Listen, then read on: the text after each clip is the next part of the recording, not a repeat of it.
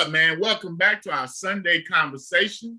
This week we have Eastern Kentucky coaching legend from Breathitt, Coach Mike Holcomb, who retired and has come back to take on Madison Central. We wanted to find out what brought that about. Here's that interview. High school, Coach Holcomb, man. First of all, thank you for sitting down with us today and getting us a chance to pick your brain a little bit. Well, it's a pleasure for me. I've watched the show quite a bit, so I've seen some of my former players on here, Justin Haddix, and yes, sir. I saw Coach Fieldhouse on there. I've seen several of them people, so it's a pleasure for y'all to invite me. Well, Coach, now that you bring that up, we were talking about it's kind of like been a little mountain invasion here in the Central Kentucky area. With you coming in, we've got Coach David Jones is here from Belfry. He had ties to Belfry. We've got Coach Doug Charles, from the Pikeville area, being successful. Coach McPeak at Douglas, he's got ties to the mountains. We've got your ex-player, Coach Haddix, and now Coach Cherico just moved in. So you guys have just kind of moved in and took up shop here, Coach. Well, yeah, I think it's just that those things were probably just coincidences. The mountains has a great place in all those people's heart, I'm sure. And mountain football, it's so tight, community knit, and we're getting into communities that are a little bit larger. So I'm sure everybody, the ones that's already here, have adapted, and probably the ones just coming will have to adapt to that a little bit to larger communities. Now, Coach Holcomb, you speak about your roots in Eastern Kentucky and stuff, and you spoke about Justin Haddix and the other quarterbacks. You've had three quarterbacks. You had Cal Moore, who put up 111 touchdowns over a 2-year career with you. You had Alan Spurry put up 92 touchdowns between 99 and 2000. And, of course, Coach Haddix had 58, which is a state record, 58 touchdowns in 1 year. So, Coach, let me ask you a question. Being from East Kentucky, we expect run, but you've been in a whole lot of passing over your time, Coach. So you kind of had the curve, wouldn't you? Yeah, we jumped into that. Tim Couch was up in our area at that time and was a great rivalry of ours, and we got in different classes. And I went over and sat down to Mike Whitaker, and he showed me some of the spread offense stuff, and we started doing that in 1995. And we did it continuous on except for 1 year, and then we had other quarterbacks too that were probably didn't rank up there, but they were very successful. And we was doing it. We was actually doing it before Coach Mummy came to Kentucky, and he became a natural resource for us, and he treated us like gold. He opened the door to us and showed us a lot of other things, but we've had to adapt a little bit. Back then I don't think defenses were as strong as they are now by knowing how to defend a passing game. And, it was a little bit like stealing at times. And but the thing that amazed me in Breathitt County is we had that many athletes that we started getting out that started playing the game that hadn't been playing, because now it didn't matter about size or all that stuff, just speed and athletic ability enabled them to get a place on the field and contribute. Well, that was one thing I'd like to add there. We was talking about our quarterbacks and our passing game.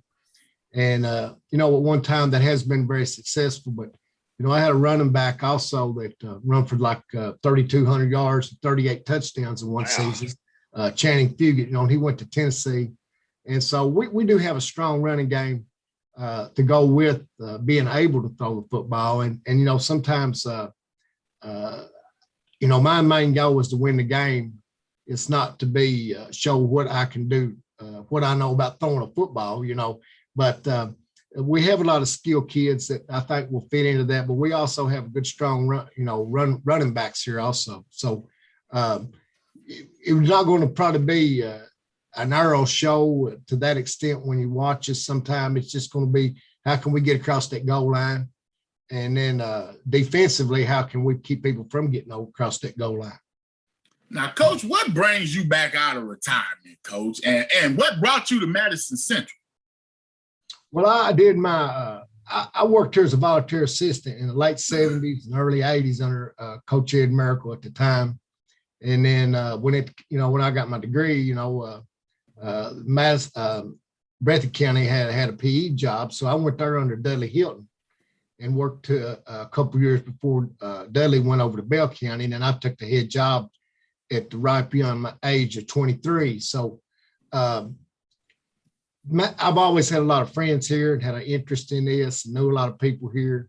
And I always had a little bit of this in my heart, I guess you would say. And as opportunity came around, I didn't want to let it pass me by before they put me away.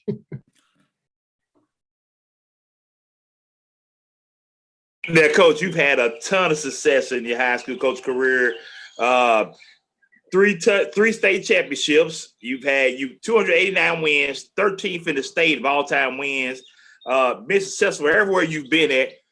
What made you take on this chore of taking over Madison Central, who's only won 2 games in the last 2 years, and really hasn't had a lot of success? Well, I just think it's a great community and a great school. We have, I feel like we have a great administration here that's supporting, that, wants to see everything be successful and football being part of that. And, we've had nothing but support since we came in here in January and started working out.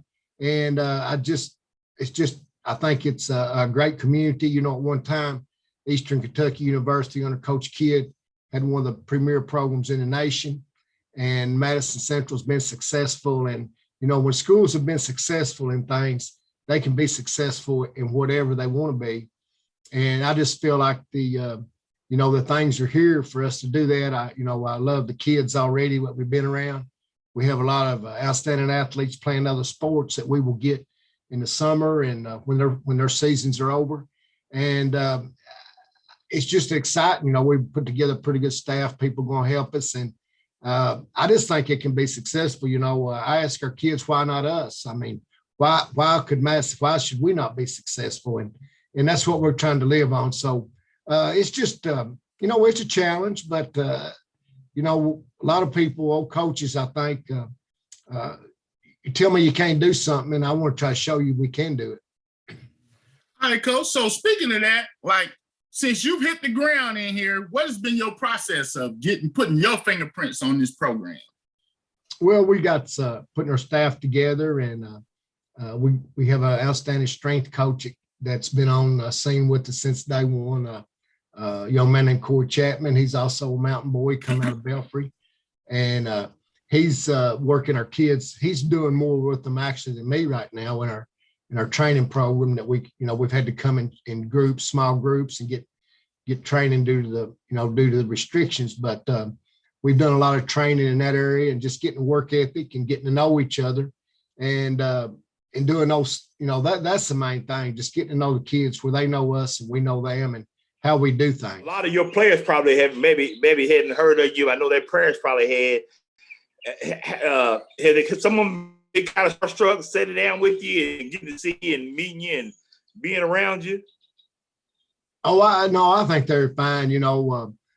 Actually, I've got a former player here that he got a son playing for me, and he played for me in the '80s, so that's a little odd.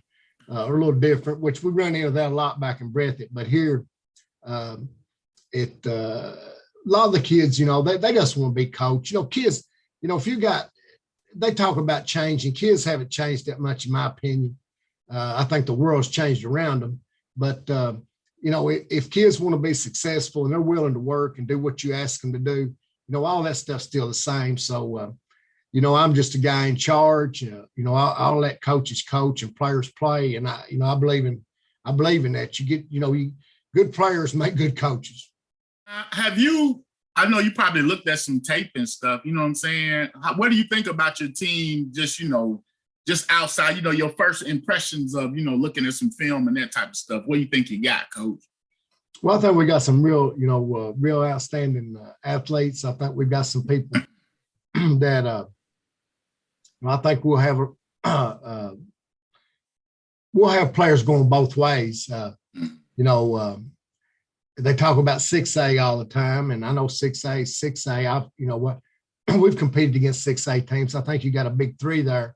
At the same time, in my opinion, it's still, at the end of the day, it's high school football, and you have to do what you have to do to be successful. So all of our kids will have positions on both sides of the ball.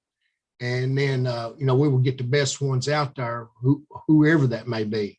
But I think there's some potential there. And I think I've seen kids that can make plays and people can block and tackle. So, we're excited. Of course, I think any coach would be, but, we're really excited about what we think we have. So now do we have a potential, Madison Central? I know we're going to see a Madison Central Boyle County game, Coach. We got to see that. Well, I don't know. I think we may cross paths somewhere, but there's 3 or 4 of us there, Justin at Boyle and Kyle Moore at Breathitt, and I have a real good friend at Letcher County. That's head coach Junior Matthews that helped me there, and then he's the head coach. Now, we all sort of have a little pact to stay away from each other. That way we can share a lot of ideas because we all have played in the past and we always had to tread on what we said. So now with not playing, we can open up to each other by sharing ideas. And that's made a lot better. We always had a great relationship, but was always guarding on what we said to each other. Now, you spoke earlier before we got on how you still been helping out at Breathitt County doing stuff there, using the online and stuff, a little offense stuff. Has that helped prepare you for getting back into full-time head coaching?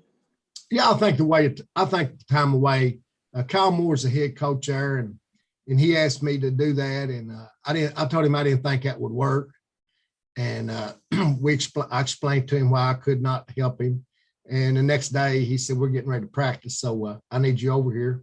So that lasted about a night, not helping, but it made me better. It made me see things from the other side of being an assistant. And, I always liked having good relationships with our players, and I will continue to do that. Sometimes as assistant, you can be a little closer to the kids. And as far as being the head coach, because that's the guy that's got to be, you got to deal with a lot of things besides just coaching. But it was a great time for me because all I could do is coach and walk into practice prepared, and when that whistle blowed, I was in the car now there. So yes, it made me better. I think it prepared me better for what it is to be a total coach again. I hadn't been an assistant for a long time. It'd been a long time, but I've done some all-star games, and I always felt like I was a good assistant. Coach, what's your plans or goals for the team going into your first season, getting ready for next season? Well, I'm one of those crazy guys. I think we ought to win every game. I'm just like a fan in that extent. I want to put our team out to be totally successful, but we haven't really sat down on that part as strong yet. But, the number one goal for me would be the first goal, I would think, to have a winning football, have a winning season, and then the primary goal would be to win our district. And then, get into the playoffs and see what happens. Once you get into the playoffs or tournament or anything, a lot of strange things can happen. So that's the number one goal, is win the district and be successful as we can be. Are y'all going to be pulling for us this year, or you have to sort of? Now, Coach, hold on, Coach. I know you're new to this. I know you say you watched, but the gentleman up there in the corner right there, him right there, he's not going to ride with you, Coach, till you start winning. So, Coach, you got to start winning early on, and you'll lose him, Coach. He'll be out there. He'll go to the store for some milk and never come back, Coach. And he's lactose tolerant. He don't drink milk. So I'm telling you right now. So you got to start. I'm going to ride with you, Coach. I want to see Madison get turn around, but I can't speak for my co-host, Coach. Well, we'll just have to win and get him on board. See, that's all I'm saying, Coach. We winning, we riding, Coach. I got a Tribe shirt. I'm ready to roll. Roll Tribe, Coach. All right. Thanks, Coach Holcomb, man. We really appreciate sitting down with us today. Okay, thank you very much. Man, Coach, great interview with Coach Holcomb, man. A legend in Kentucky football. He ranks 13th in the state of Kentucky with wins. He spoke about his time going back and helping at Breathitt County. It felt like it was time for him for a new challenge to come take over Madison Central. So wish Coach, man, nothing but luck. Great interview talking to such a legendary coach in this Kentucky area. Hey, like Coach said, he got to get the winning, and I'll be right there with him. Wishing the best of luck. Roll Tribe. Hey, absolutely, man. It's good to talk to Coach, man. They spoke about, we really think it's just a big difference in these kids. He spoke about how it ain't much difference in these kids. They're just dealing with different things. So it's gonna be interesting to see if he can relate to him and how it goes. So that's good stuff. Yes, sir. And yes, he said you more than welcome when he starts winning, but I told him he don't want you bad luck. That's why my Tar Heels lost Friday night, but that's a whole nother subject. Man, as always, just be a living donor. I'm Coach Butte, my man, Coach TB on assignment, Coach Truck. Hey.